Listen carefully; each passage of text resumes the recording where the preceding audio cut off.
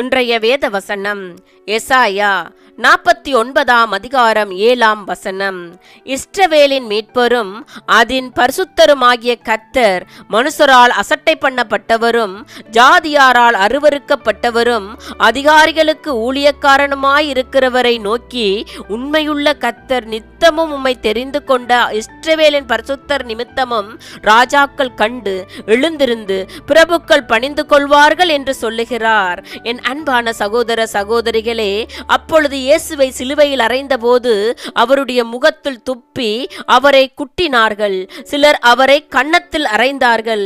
கிறிஸ்து மனிதனாக இருந்தபோது அவர் வாழ்ந்த நாட்டின் சட்டங்களுக்கு கட்டுப்பட்டவராயிருந்தார். வரி செலுத்தினார். அவர் தேவனாகவும் மனிதனாகவும் இருந்தார். ஆனால் ஆண்டவராகிய கர்த்தர் இன்று எங்களுக்கு சொல்லுகிறார், அவர் வேதத்தை அறிந்து கொண்டு அவருக்கு பிரியமான வாழ்க்கையை நாங்கள் வாழுவதை விரும்புகிறார். அவர் உங்கள் ஒவ்வொருவரையும் ஆசீர்வதிப்பார்.